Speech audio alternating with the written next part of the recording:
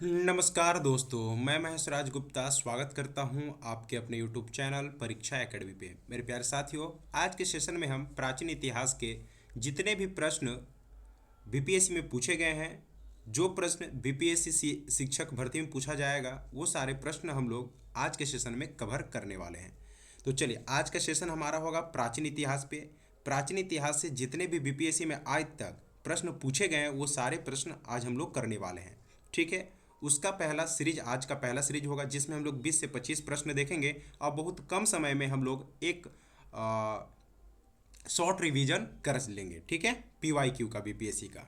चलिए, तो आज के सेशन को शुरू करते हैं। उससे पहले मेरे प्यारे साथियों, अगर आप इस यूट्यूब चैनल पर नए हो तो सबसे पहले चैनल को सब्सक्राइब कर लेंगे और बेल आइकन को ऑन कर लेंगे, जिससे आपको हर एक क्लास का नोटिफिकेशन आप तक समय समय पर पहुंचता रहे। तो चलिए, आज का पहला प्रश्न देखते हैं। पहला प्रश्न क्या है मेरे प्यारे साथियों?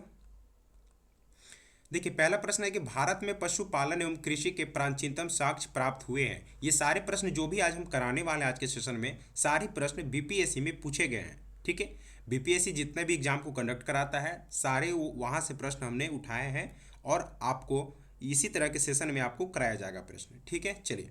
तो भारत में पशुपालन एवं कृषि के जो प्राचीनतम साक्ष्य प्राप्त हुए हैं, कहाँ पे हुए हैं, कहाँ से हुए हैं? चलिए, इसका सही आप लोग आंसर करेंगे मेरे प्यारे साथियों। बिल्कुल सही है। आप लोग जितने भी बता रहे हो, डी मेहरगढ़, बिल्कुल सही है, इसका आंसर है। यानी कि जो भारत में पशुपालन और कृषि का जो प्राचीनतम साक्ष्य हमें प्राप्त हुआ है, कहाँ से हुआ है? मेहरगढ़ से हुआ है। ठीक है। अगला प्रश्न देखिए, अगला प्रश्न क्या है?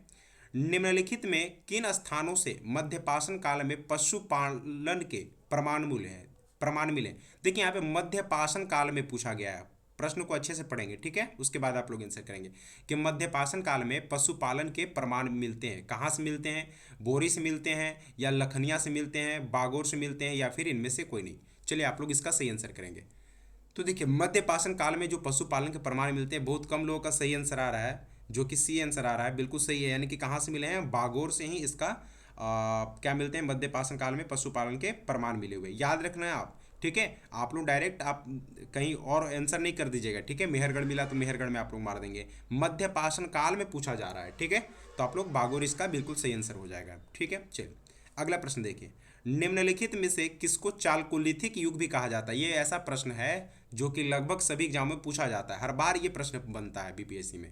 चलिए, पुरापाषाण युग में, नवपाषाण युग की बात कर रहा है या फिर ताम्रपाषाण युग की? बिल्कुल सही आप लोग का आंसर आ रहा है, ताम्रपाषाण युग की। ठीक है, अगला प्रश्न देखिए। नवदा टोली किस राज्य में अवस्थित है? बहुत ही महत्वपूर्ण प्रश्न है और डायरेक्ट ये पूछा जाता है। ठीक है, क्या गुजरात में है, महाराष्ट्र में है, मध्य प्रदेश में है? तो नवदा टोली किस राज्य में अवस्थित है? चलिए आप लोग बताएंगे कहाँ पे है। बिल्कुल सही। देखिए, महाराष्ट्र वाले आप लोग गलत हो। कहाँ पे? ये मध्य प्रदेश में। याद रखना, नवदा टोली है ना, कहाँ पे? मध्य में है। ठीक है, नवदा टोली कहाँ पे है? मध्य में है, यानी कि मध्य प्रदेश में है ना। अगला प्रश्न देखिए, हम लोग बहुत जल्दी जल्दी रिवीजन करेंगे प्रश्न को। हड़प्पा निम्नलिखित में से, देखिए, हड़प्पा निम्नलिखित में से किस सभ्यता से संबंध है? चलिए आप लोग बताना है। वैदिक सभ्यता से है, सुमेरियन सभ्यता से है, सिंधु घाटी सभ्यता से, या फिर इनमें से कोई नहीं? तो जैसे ही हड़प्पा सभ्यता की बात आता है, किस सभ्यता से संबंध है, तो आपको पता होगा कि ये सिंधु घाटी सभ्यता से क्या है? ये संबंध है। ठीक है, चलिए अगला प्रश्न देखिए मेरे प्यारे साथियों। सिंधु सभ्यता संबंधित है किससे है? चलिए आप लोग को बताना है कि सिंधु सभ्यता है वो किससे संबंधित है। चलिए आप लोग इसका सही आंसर करेंगे। बिल्कुल सही है। देखिए, आप लोग जितने भी आप लोग बता रहे हो, देखिए इसका, देखिए आप इसका क्या सही आंसर होगा। सिंधु सभ्यता संबंधित है किससे? तो ऐतिहासिक युग से। आप लोग कितने ऑप्शन नंबर ए बिल्कुल सही आप लोग का है। ठीक है, आद ऐतिहासिक युग से, है ना। ऐतिहासिक युग जितने भी आप लोग बी बोल रहे हो वो सारे गलत हो, है ना। सिंधु सभ्यता संबंधित है तो आद ऐतिहासिक युग से संबंधित है। ये प्रश्न ऐसा है कि जो कि बनता ही बनता है सिंधु सभ्यता से, है ना। तो इसको आप लोग ध्यान में रखेंगे। हड़प्पा में देखिए, अब यहाँ पे देखेंगे क्या है कि हड़प्पा में मिट्टी के बर्तनों पर सामान्यतः किस रंग का उपयोग होता था, है ना। तो बहुत ही इजी प्रश्न है और लगभग सभी एग्जाम में पूछा भी गया है। तो इसका क्या से आंसर हो गया? लाल बिल का सही आंसर हो जाएगा। अगला प्रश्न देखिए। निम्न में से किस हड़प्पा नगर में जोते हुए खेतों के निशान मिले? चलिए आपको बताना है कि जोते हुए खेतों के निशान टीआरए में पूछा गया प्रश्न है। चलिए आप लोग इसका सही आंसर कर पा रहे हैं। कालीबंगा बिल्कुल सही आंसर है आप लोग का। अगला प्रश्न देखिए मेरे प्यारे साथियों। निम्नलिखित में से कौन सा एक हड़प्पा का बंदरगाह है? चलिए आपको बताना है, क्या रोपड़ है, सिकंदरिया है, या फिर लोथल है? तो जैसे ही आपको पता चलता है कि हड़प्पा का बंदरगाह था, ये कहाँ पे था? गुजरात में, ये लोथल का। ठीक है, इसको गोदीवाड़ा के नाम से भी जाना जाता है यहाँ का। ठीक है, चलिए अगला प्रश्न देखिए। निम्न में से किस हड़प्पाकालीन स्थल से हल का टेराकोटा प्राप्त हुआ है? बहुत ही महत्वपूर्ण प्रश्न है। ये हल का टेराकोटा पूछ रहा है कि प्राप्त कहाँ से हुआ है। क्या लोथल से हुआ है, बनावली से हुआ है, या फिर कालीबंगा से हुआ है? चलिए आप लोग इसका सही आंसर करेंगे।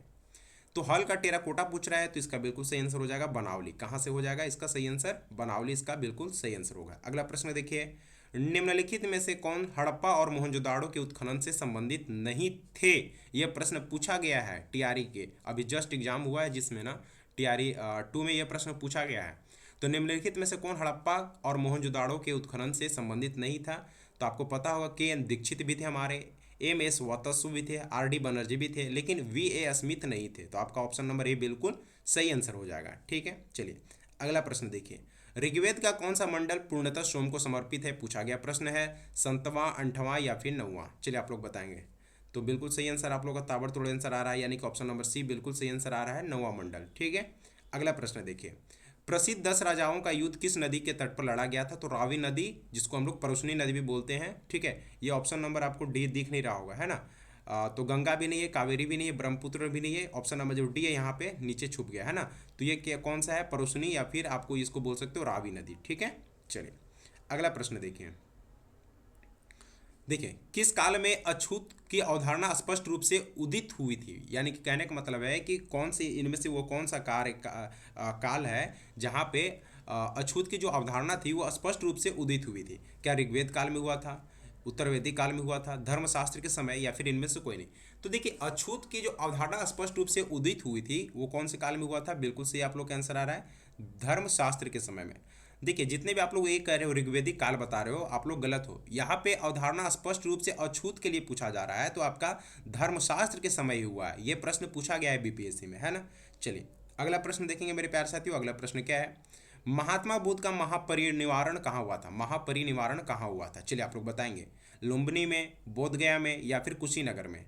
चलिए बहुत जल्दी जल्दी आप लोग आंसर कर पा रहे हो। बिल्कुल सही आंसर है कि कुशीनगर में। कहाँ पे हुआ था महात्मा बुद्ध का महापरिनिर्वाण? कहाँ हुआ था मेरे प्यारे साथियों? तो यह कुशीनगर में हुआ था, है ना। अगला प्रश्न देखिए, गौतम बुद्ध अपना प्रथम उपदेश कहाँ दिए थे? कहाँ पे दिए थे? तो बिल्कुल सही आंसर है। चलिए आप लोग सही आंसर इसका करेंगे। चलिए बताइएगा, पावापुरी में, सारनाथ में, या फिर वैशाली में? तो गौतम बुद्ध जो अपना प्रथम उपदेश दिए थे कहाँ पे दिए थे? सारनाथ में। कहाँ पे दिए थे मेरे प्यारे साथियों? सारनाथ में अपना प्रथम उपदेश उन्होंने दिया था। अगला प्रश्न देखिए, कनिष्क के शासनकाल में बौद्ध सभा किस नगर में आयोजित की गई थी? चलिए आप लोग बताएंगे कि जब कनिष्क का शासनकाल था उस समय जो बौद्ध सभा जो आयोजित किया गया था वो कहाँ पे किया गया था? क्या मगध में किया गया था, राजगृह में किया गया था, कश्मीर में किया गया था? चलिए तो कनिष्क के द्वारा कहाँ पे किया गया? क से कनिष्क और क से कश्मीर। ठीक है, याद रख लेंगे, क से कनिष्क और क से कश्मीर, ये चौथा बौद्ध सभा था, है ना, याद रखेंगे आप लोग। चलिए अगला प्रश्न देखिए, अगला प्रश्न क्या है? चलिए अगला प्रश्न देखिए, बोध गया में बोधि वृक्ष अपने वंश की इस पीढ़ी का है। चलिए आपको बताना है कि बोध गया में जो बोधि वृक्ष अपने वंश इस पीढ़ी का है। ये प्रश्न पूछा गया भी है टीआरई में, आगे भी पूछे जाने की पूर्णतः संभावना है। तो कौन सा है? देखिए बहुत लोग चतुर्थ कर रहे हो, है ना।